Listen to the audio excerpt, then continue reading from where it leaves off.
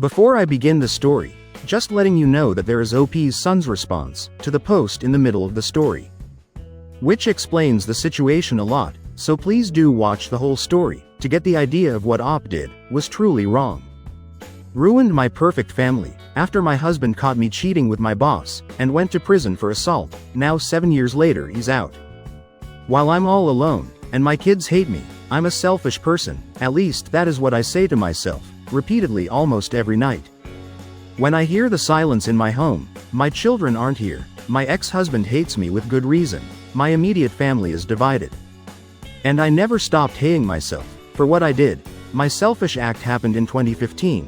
I just turned 39, and I admit I took my ex-husband for granted.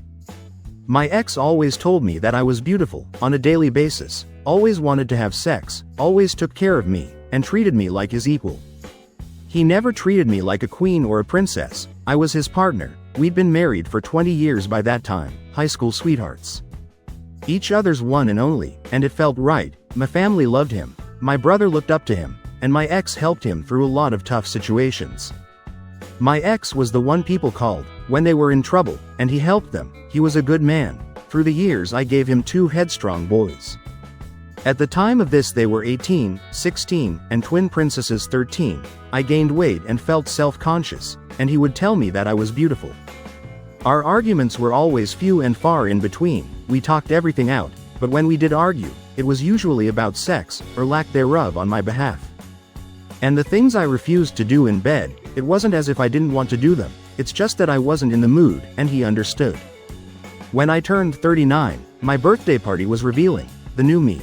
I spent all year in the gym, doing yoga and Pilates. My effort took me from being 180 to 135. And for me it was an amazing transformation. I've always been a chubby girl, so to have a body that was tight and fit was a new experience. My ex-husband also went to the gym with me, but not as much. However, he went from 260 to 225, and was starting to shape his body. My ex-husband couldn't keep his hands off of me, but for some reason I still wasn't in the mood. It's not like he didn't try. We went to dinners, danced and did regular walks. He always helped around the house, and I could see in his eyes how much he loved and lusted for me. 20 years together, and he still looked at me with desire. I believe any woman would desperately want that, but mentally I just wasn't in the mood. At the time I thought I was going through early menopause, since we only had sex 2 maybe 3 times a month, and I was just a one and done. But he wanted more, and no matter how much he tried, I just wasn't into it. He mentioned couples counseling, and I refused, so now my selfishness comes into play. A new manager started working in my office, a few days after my birthday. He was slightly younger and handsome, and for some reason he took an interest in me. At first I ignored him, then it went from ignoring to casual conversation, then he flirted, and I showed him my ring. However, after 2 months of constant flirting, I flirted back, which led to me telling him about my life, and I found myself thinking about him more and more. This was an emotional affair. I know that now, but at the time I felt high. My ex-husband suspected there was something off with me. We had a heated argument about it, one that I honestly believe started. He went to kiss me, and I subconsciously made a disgusted look. It wasn't towards my ex, I was thinking about this man. When he leaned in, and I felt disgusted with the whole thing. At least that is what I say to myself. A week after that day I told the new manager to meet me at a cafe, so we can talk. I had every intention to tell this man to leave me alone, to tell him that I can't do this. But before I could say anything to him, he kissed me, and my mind went blank. That was the beginning of our 6-month affair. During that time I have done things to this man that my ex wanted. I was more eager, more willing. I was always in the mood. I believe it was because it was something new. My ex and I did have sex. During this time, but not as frequently, I began pushing him away, nitpicking on the little habits. I even belittled him. I'm ashamed of how I treated him. During that time, I only realized what I was doing when my brother came to visit me, and told me that my ex confided to him about how depressed he was feeling, and was thinking about filing a separation, saying that he felt that I don't love him anymore, and he was starting to fall out of love with me, and that snapped me out of it. So I immediately called it off, quit my job, and told myself that I was going to make my husband feel loved, and wanted I was going to fix this. I was going to be a better wife if I could. My AP showed up at my house with a box from my office. stuff from my desk that I requested to have shipped. We spoke. He wanted to know what he did wrong, and I told him that I needed to fix my marriage. I told him to leave, and he wanted one last go around. And I told him no, and he begged, pleaded, and like a fool I agreed. We went to the guest room, and we went at it. I do not know how long we were doing it. But when he was on top of me, I felt him violently jerk back, and there was a loud bang. I sat up and my ex was looking at me. My AP was on the floor. And there was a large hole in the wall. I tried to say something to my ex, but his eyes were bloodshot, there were tears flowing, and his lips were trembling. I could see he was in so much pain, and I felt so disgusted. I watched as my AP stood up and attempted to leave. My ex looked at him. And my AP told him that if he knew what was good for him, he'll step back, so my ex attacked him. I screamed and cried, telling my ex to stop. And out of desperation I jumped on his back, which resulted in me getting slammed to the floor. Everything got hazy for a while, words sounded muffled. But when I came to, my ex had my AP on his side, and he was on the phone. All I could do was stare at my app's swollen face, and the blood and teeth on the floor beside him. There was a loud bang on the door, and I watched my ex put the phone on speaker, slowly placed it on the floor, dropped to his knees, and placed his hands on the back of his head. The door opened and the police came in, handcuffed him, and the paramedics came in moments later. I soon learned that he called 911 on himself. Everything went to hell in a handbasket. At the hospital my father didn't utter a word to me. He just looked at me with shame. My brother was yelling at me. He looked crushed, asking me how could I do that to my ex. My mother was consoling me, telling me that it was all right, which caused my father to yell at her. His family was furious, his sisters threatened. And his parents looked like they wanted to send me to an early grave. I approached my children, and they refused to speak to me. My sons couldn't even look at me. My AP was heavily injured, and needed reconstructive surgery on his face. My ex practically shattered his face. At the hospital a woman came to my room and immediately attacked me. My brother pulled her off of me, and it turned out she was my app's wife. I didn't know he was married. He never wore a ring. Never once said anything. It made me feel even more terrible. Leading to the trial my boys stayed with their grandparents, on my husband's side. And my girls refused to talk to me. My ex didn't want to see me as well. I tried to visit him at county, and I was denied. My brother made sure my ex went to the correctional facility he was working at, so he could keep an eye on him. When I asked my brother if he could relay a message for me, he told me to go to hell. During the trial it was the first time in months that I saw him. He looked at me with such anger, it hurt more than anything I could ever imagine. He always looked at me with love, even when we were mad at one another. He always looked at me with love, but during that trial it was hate. And I needed to excuse myself, so I could cry in the restroom. As the days went by, I was forced to recount my affair, and every detail for all to hear. When I told them how long it was, my ex looked crushed, and my father stood up and walked out of the courtroom. During my ex's testimony I learned that he came home to surprise me with lunch and a weekend trip for 2 to the Catskills. He had a full romantic getaway planned, only to walk in on us, and he reacted. He stated when the AP ordered him to step aside, he snapped and beat him, only to stop when he tossed me off him. He quickly called 911 and heard the recording at court. Hearing the pain in his voice, his sobs as he did what the operator told him to do, it was so crushing. The AP couldn't verbally testify, and was heavily medicated, so they used images of what he looked like, which turned my stomach, because I was responsible for all this. My ex smashed his eye socket cheekbones, and destroyed his jaw. They stated that there were bone fragments too small to piece together. My ex was charged with a third-degree felony and sentenced to 7 years, which caused my sons to shout and protest, and my daughters and his family to let out a wail that haunts me to this day. That first 3 months was torturous. I was sued by my app's soon-to-be ex-wife for alienation of affection. My ex filed for divorce. My eldest moved out. My other son stayed in his room, and my twins were rebelling hard. My former sisters-in-law attacked me in the middle of Price Chopper. His mother spat in my face. When I tried to apologize to her, my father and brother refused to speak to me. Eventually I needed to find a new job. There was no money coming in, and I nearly went through the savings, but I was pretty much blacklisted in my field. It was bad publicity for the accounting firm. So I started working in retail, and worked as a seasonal H&R Block adjuster. During the tax rush, I almost lost the house. my ex refused to allow me to visit him.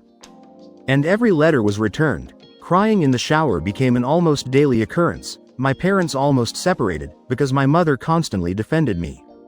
My brother refused to acknowledge me. Even my friends who I had since grade school were divided. Soon I began to have thoughts of ending things.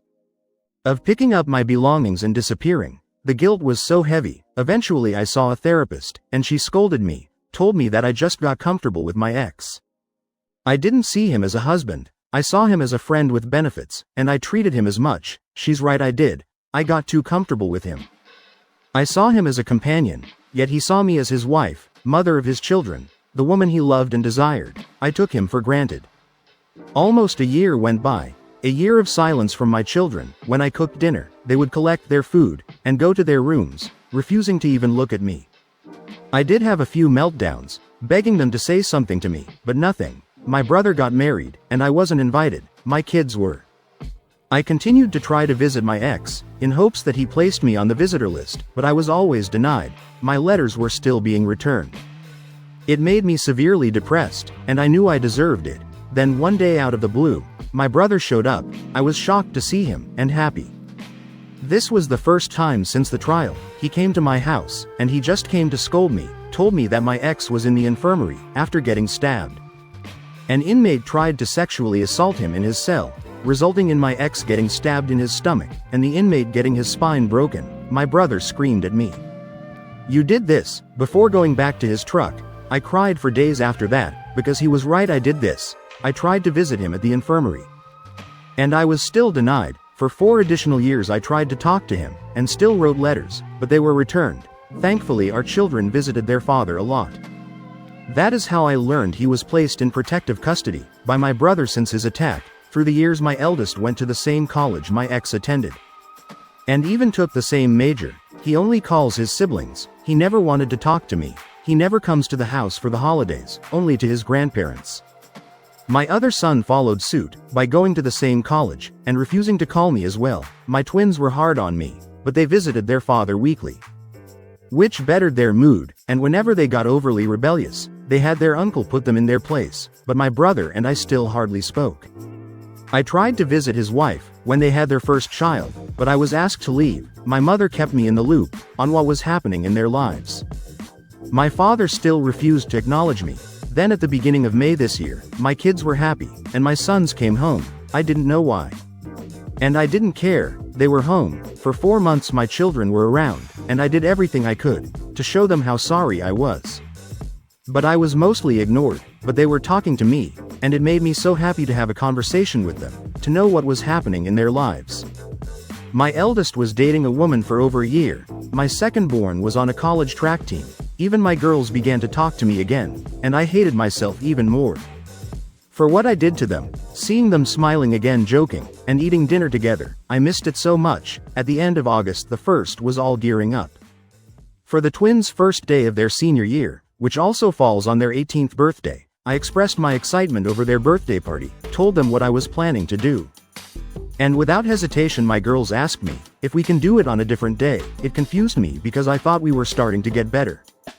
When I asked why, one of them said, "Because Dad is throwing us a party, and I don't want you near him." That comment shocked me. I asked when their father was released, and they said he got out at the end of April, for good behavior. I cried because he was out, and it broke me a bit more. They were around more. Because he was out, they were happier and cheerful, because they had their father back in their lives. It wasn't because we were starting to heal, they had him back. I asked where he was staying, and they told me that he was staying with my brother. I tried calling, I needed to talk to him, but he refused. I tried going over holding all of the letters that were returned through the years, and I saw him briefly through the door crack. I shouted out his name. And I was asked to leave by my brother. I handed him the letters and left. When I got to the driveway I heard his voice. I turned around and he was walking towards me. I instantly started crying, and went to hug him, and he handed me back my letters. "You forgot this," he coldly said to me, and I cried watching him walk away. I begged him, I pleaded for him to just talk to me, and he just walked back into that house. My children were staring at me by the door, and they all had no love in their eyes for me. At that moment I realized that my children were just tolerating me. However, I still want to fix this. I want to tell them how selfish I was. I want to tell him how much I missed him, tell him that I am so sorry for destroying what we had. So I'm trying to still push through my daily life. I learned from my mother that my app's ex-wife was visiting my ex 2 years ago, and she's been coming around to see him. I don't care really, I just want him to somehow forgive me. I want him to talk to me. I want him to be beside me. I want him to look at me the way that he used to. I want my kids beside us. I just want my family back. Yet I know I don't deserve it. Even by some miracle we become one again. It will never be the same. I was selfish and I wish I could take it all back. Son's response. This is a response to my mother's post. My selfishness ruined my family on support for Wayward. I'm a regular on Reddit, so I'm using a throwaway, because I really don't want any of the people I know in my social life to know that this is me. I strive to keep my past a secret. My college friends don't know that my dad was in prison. Nor do I care to tell them, so when I walked around campus, and heard a lot of people talking about this post, and sharing it brought back a lot of emotions that I have been trying to overcome, so I looked it up, and there was enough information provided to know that it was about my family, and it angered me. I reached out to my mother, who began with the damn waterworks, and I yelled at her when I went to see my dad, and told him what I did. He yelled at me. My father is a good man. He only yelled at me for cursing. My mother tells me that I may not love my mother, but I need to respect her. It's hard to respect someone like that. My father always struggled. He would drill into our heads that we should be grateful for growing up in an area where we wouldn't get attacked for getting good grades or getting caught reading by the kids who'd jump you for wanting white things, like going to college. He told us it was like that for him in the South Bronx. My aunts told us how he joined a gang at 13, just so he could be left alone while he went to school. When he was 15, his father passed away from cancer, and my father had to be a surrogate parent to his 2 sisters, since there was no life insurance. He worked and did what he had to do in order to help pay the rent and put food on the table while still attending school. My dad said it was fortunate that his mother remarried a good man, and they moved to upstate New York for a better life. From what my uncle told me, he and his friends thought my dad was weird. It was the 90s, and my dad walked into school with really baggy clothing and a Puerto Rican flag shirt, and they decided to mess with him. My uncle said they didn't expect my dad to instantly fight them, and he kicked their asses, but instead of walking away, my dad helped him up and asked if he wanted to skip school, share a 40, and talk things out. My uncle said when my dad did that, he knew they were going to be friends. And they started hanging out. He introduced him to my mom, and they hit it off. They went to the same college, and by the end of their freshman year they married. Growing up, my parents were the lovey-dovey couple. They were always holding hands, kissing, and it was really embarrassing, even at the start of my senior year. When everything went to hell, he was acting like a teenager when it came to my mom. He loved her, respected her. I can honestly say he never placed her on a pedestal. He would lecture me that a woman will not respect a man who placed them on a pedestal, and when I asked why, he said because they will always be looking down on you. My dad told me that his father and stepfather had the same mindset. You treat your wife as your equal. She is your best friend. She is your confidant. Like you are hers. My dad had his quirks. He was a big guy and always joking. 5 feet 11,260 pounds, and despite being heavy, he was very active. I used to love it when he would sing to my mom. We all did. He would serenade her, he would buy her flowers, and write on the card because it's a Thursday. And I was thinking about you. He wrote her the occasional love letter, and would defend her honor when someone was rude or disrespectful to her. Always told her how beautiful she was. My dad showed the girls what kind of a man they should have in their lives when it came to my uncle. My dad was always there for him, even when everyone thought he was a lost cause. My dad never gave up on him, and as my grandfather once said, knocked the stupid out of him, and left behind the man he was supposed to be. That phrase always made me laugh. My dad showed me how a man, a friend, and a husband are supposed to act, and my mother before her affair always loved my dad. He always supported her and encouraged her. He was her one-man pep rally when she was down in the dumps, and she was his too. All of us, they had the marriage we wanted to have, then my mom fucked it up. I remember those months. She would talk to my father as if he was beneath her, and he pushed back but restrained himself, even though my father graduated college and has a successful career as a financial advisor. He can go from zero to ghetto in 5 seconds. Grandma said he was like his father, kind, respectable, and helpful. but wouldn't hesitate to rip your throat out with his bare hands. My dad tried everything, buying her flowers, trying to take her out to dinner, dancing. But she was in her own little world, treating him like shit. We all saw it. It was really having a big effect on my brother and twin sisters. But my dad would smile and tell us that they will work it out. He would tell us that mom was probably really stressed at work and bring it home. And I believed that, especially when she quit her job. I honestly thought it was her job that was the problem. Then my dad was arrested. Mom, do you know the embarrassment we felt when the entire school was talking about what happened? My dad was arrested because my mom couldn't keep her legs closed. I couldn't bear to look at you, which was why I went to stay at grandma's house. The sight of you disgusted me, and when I visited dad, he couldn't bear to look at me. He was ashamed. He told me he failed as a husband and failed as a man. I told him he didn't, but he said he did. Because a man would have thought about the consequences of his actions before doing something so stupid, and he failed as a husband because his wife fucked another man. I told him to please look at me, and he wouldn't. Then you had the audacity to ask us for forgiveness, and for the first time in my life I wanted to physically hurt you. We all were hurting, and you wanted forgiveness. When I sat in that trial, listening to that 911 call was the worst 25 minutes of my life.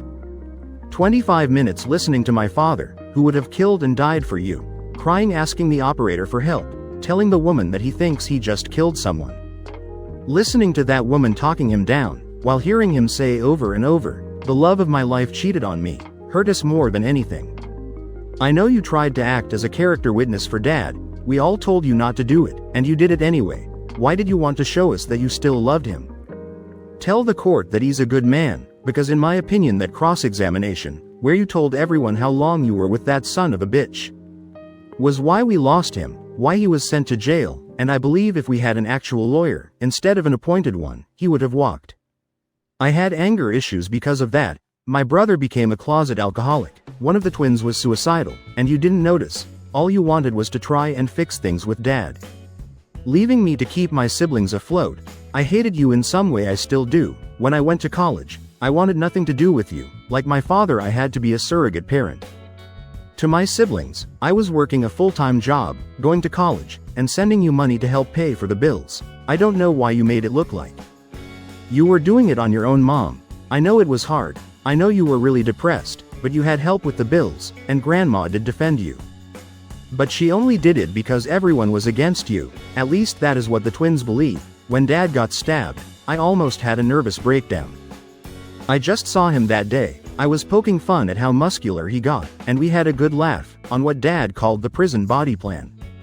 He made it sound like a fun commercial. I was halfway back to school when I got the phone call. I nearly crashed the car because my brain turned off. It was hard for everybody. I didn't tell anyone this, but I sat outside the Sob's apartment. I wanted to beat him up so badly, but when I saw him walking with that cane, I remembered what Dad said, and drove off. As the years passed, Grandma died, then Grandpa a few days later, from broken heart syndrome. And Dad couldn't attend the funeral. Did you know that both his sisters got married in the waiting area just so he could give them away?